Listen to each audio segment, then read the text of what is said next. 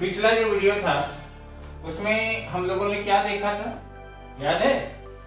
उसमें हम लोगों ने डिस्कस किया था कि किस तरह से नियोलिथिक एज के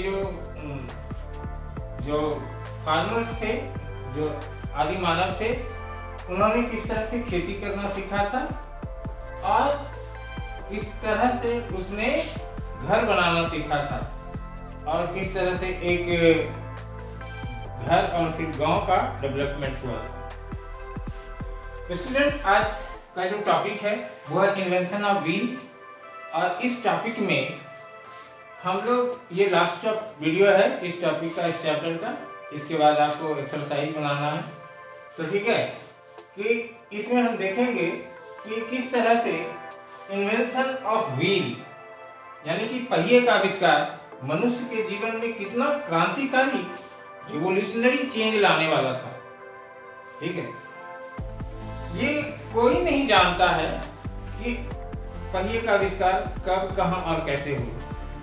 कोई इसके बारे में सटीक जानकारी नहीं दे सकता, लेकिन हम लोग जो इतिहासकार हैं वो ऐसा अनुमान लगाते हैं कि मे बी जो अर्ली मैन थे वो किसी ऊंचे जगह पे लकड़ी वगैरह काट रहे होंगे और वो लकड़ी लुढ़कते हुए, रोलिंग करते हुए नीचे आ गया होगा और इसके वजह से जो आदि मानव है उनको ये व्हील बनाने का आइडिया दिमाग में आया होगा, है ना। No one knows how and when the wheel was discovered, somebody must have observed that a round block of wood was much easier to move than a square block.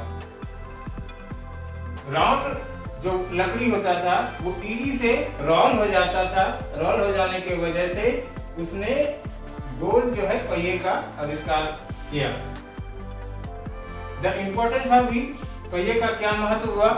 One of the biggest invention in the human history, मनुष्य के इतिहास में सबसे बड़ा आविष्कार था ये पहिए का आविष्कार हो जाना।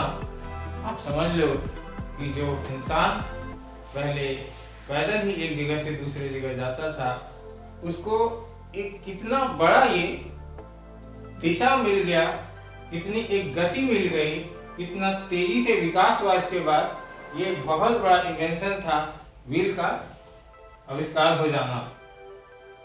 It made easy for people to move from one place to another. इससे लोगों को बड़ी आसानी हो गई एक जगह से दूसरे जगह जाने में, क्योंकि उसने पहिए वाली बहुत सारी जो बैलगाड़ी टाइप की थे गाड़ियां बना ली थी। It helped to create carts, बैलगाड़ी वगैरह बनाया and move loads easily. अब वो अपना जो भार है, वजन जो वो अपने साथ सिर पे ले जाते थे ढोके, उसे भी वो गाड़ियों पे लाद के एक जगह से दूसरे जगह ले जाने लगे। तो पहिए का आविष्कार एक बहुत बड़ा क्रांतिकारी आविष्कार था और इससे मानव जीवन के इतिहास में एक बहुत बड़ा परिवर्तन आया। नेक्स्ट जो टॉपिक है स्टूडेंट आपके बुक में, वो कैल्कोलिथिक एज है। इस कैल्कोलिथिक या चाल्कोलिथिक एज जो कि 4000 BCE से 2000 BC यानी कि ईसा पूर्व 4000 से 2000 BC तक ये कैल्कोलिथिक एज या पीरियड के नाम से जाना जाता है।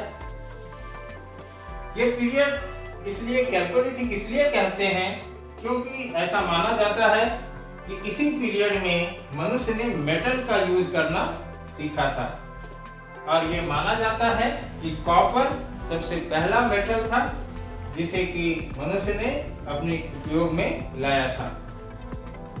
अब जो उसके टूल्स होते थे वो स्टोन और कॉपर दोनों के होते थे और पहले से बहुत बेहतर होते थे, जिससे कि उसको कृषि करने में बहुत सुविधा होती थी। रिलीजन, कस्टम एंड प्रैक्टिसेस क्या था उनका? आदि मानव का क्या कोई धर्म भी था? तो उसी के बारे में है कि early humans were scared of lightning and thunder. जब कभी बारिश वगैरह होता था, बादल गरजते थे, है ना, या बिजली चमकती थी, They must have suffered from fire. उसने आग को भी देखा था और आग से होने वाले नुकसान को भी देखा था। Storms भी, तूफान भी देखा था उसने, और lightning और भारी वर्षा भी देखी थी। And they did not know the actual cause for these natural phenomena. जो ये प्राकृतिक घटनाएं होती है, इसका उसको कारण पता नहीं था कि ऐसा क्यों होता है। So they began to worship these forces as gods. और इसीलिए आदि मानव ने ऐसी प्राकृतिक शक्तियों का पूजा करना शुरू कर दिया ताकि उनका वो उपभाजन न बने और उसको वो बचा के रखे। They believed that these forces will not harm if they are worshipped. उनका मानना था कि अगर वो ऐसी शक्तियों का पूजा करते हैं तो वो शक्ति उसका कोई नुकसान नहीं करेगी। तो ये रिलीजन कस्टम प्रैक्टिसेस किस तरह का था उनका। अब है वर्जन